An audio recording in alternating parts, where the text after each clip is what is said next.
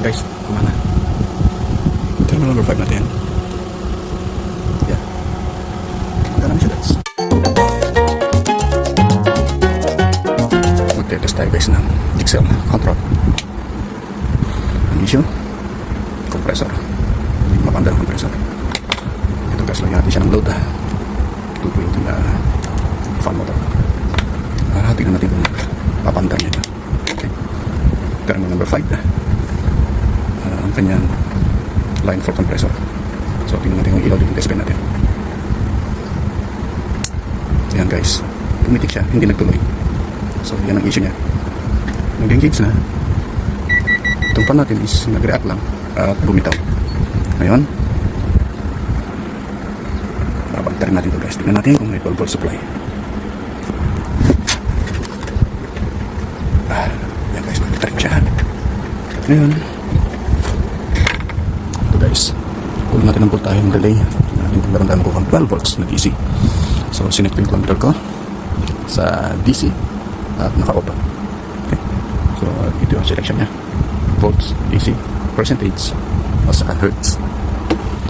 At ito yung relay natin kanina. Ito yung coil guys. Ito yung coil niya. Tingnan natin kung may 12 volts tayo maririg. So ito meron tayong 13.21. So stable yung coil niya. Tingnan natin yung contact niya. Ilagay natin sa AC. Okay. Kasi yung output niya is 220. At naka-AC tayo na naka-auto rin. So tingnan natin. Ito yung 220 output. So ang reading niya is, yan guys, wala tayong ma-read na 220. Ito yung 220 ko. Natin kung ilang volts na masukukuha natin. Ayan guys, 240 volts. Okay. Ngayon, line. At ito yung line ng compressor ko. Tingnan natin kung makakuha ng 220 para i-start yung compressor. Wala guys. Yan o, 51. Okay guys. Tayo sa basic troubleshooting. I-resolve natin. Pag ayaw, papalitan natin ng output relay niya guys. So itong part na ito yung relay na nagmamalfunction. May 12 volts supply siya, at wala siyang output na 220. So hindi nag-engage guys. I-rate natin.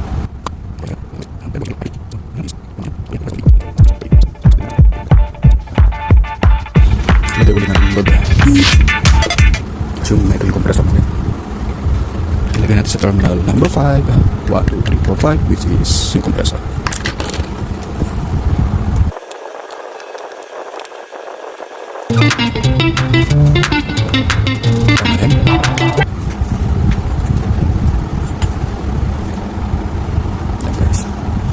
Tagan natin yung delay niya.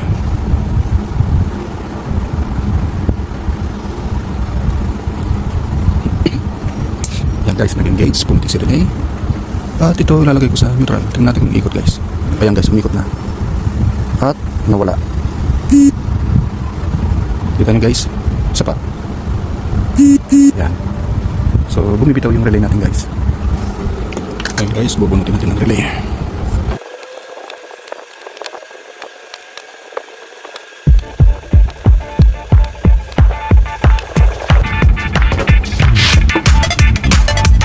Ito guys, original na relay niya. 12 volts. Meron siyang output na 250 watt. Okay. Ang replacement ko guys is ito. Pwede nga ba siya?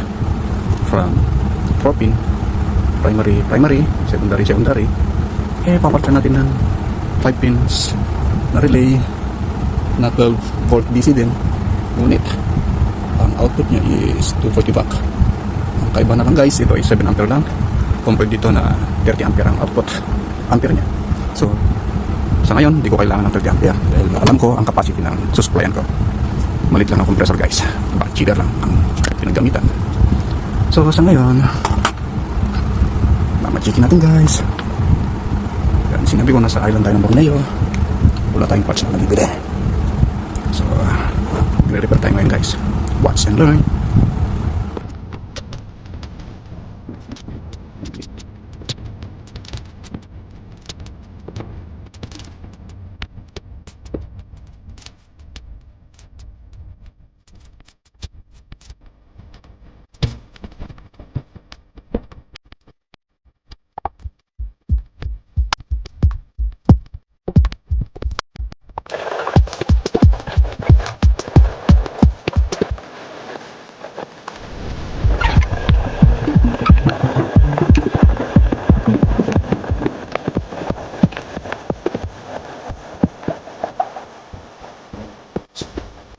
Testing natin siya guys. Okay.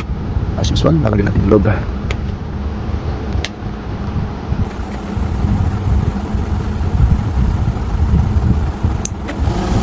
Yan guys, kumana. Terminal number 5 natin. Yan. Kumana na siya guys. Tinanggal itong alligator suits ko, mamamatay siya. Yan. Pag kinunik ko guys, anday. Guys, work na ba? Paano nangyari yun?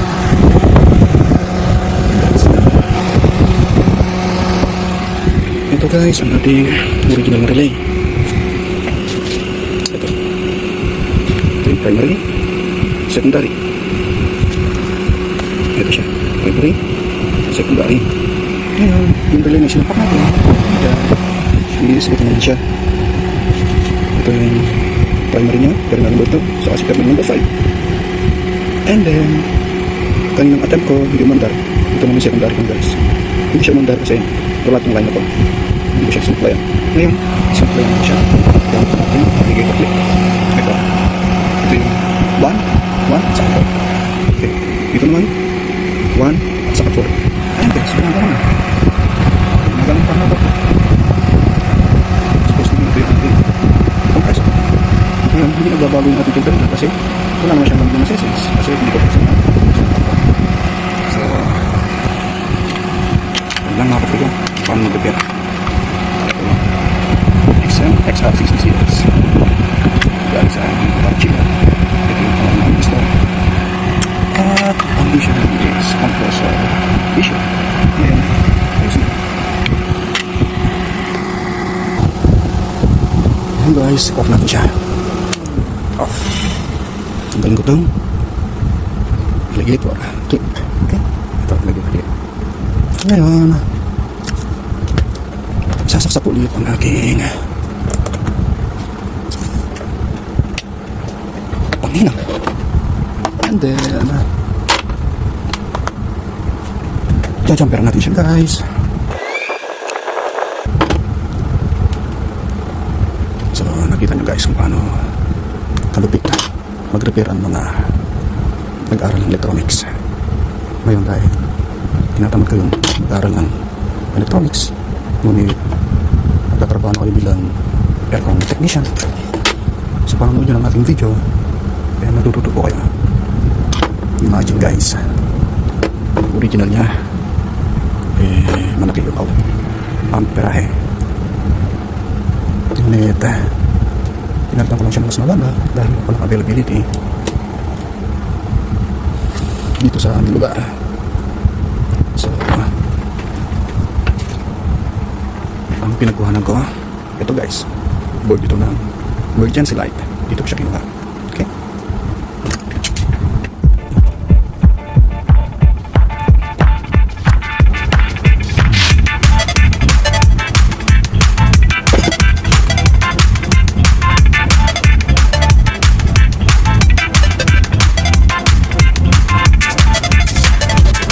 Yan guys, okay na.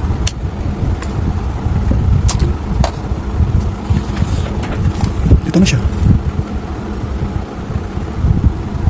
Yan guys. Kinalik natin siya. Hindi na natin gagamitan ng alligator switch. Okay. Mamaya ko na guys i-plug in. Kukunta ko siya sa terminal number 8. Yung gauge niya.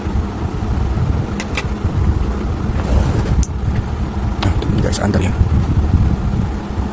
See? Okay na ang ating project guys. Pag tinanggal ko yan, patay siya. Okay. So, another successful repair guys. Sana may natutunan kayo ngayong araw. At ang hinihingi ko lang sa inyo, maging humble kayo, huwag kayo mayabang. Sana ito kayo. Ang lagi ko lang makatulong nung lumaki ang inyong sahod, kasi ang mga employer ang binabayaran nila ang experience nyo guys, at kung ano yung nalalaman nyo, para hindi tayo nainggit sa mga kasama natin kung bakit mas malaki sahod nila at kinukumpara mo yung sarili mo kung bakit malit ang sahod mo, mas malamang ka sa experience. Ito siya guys. Okay na.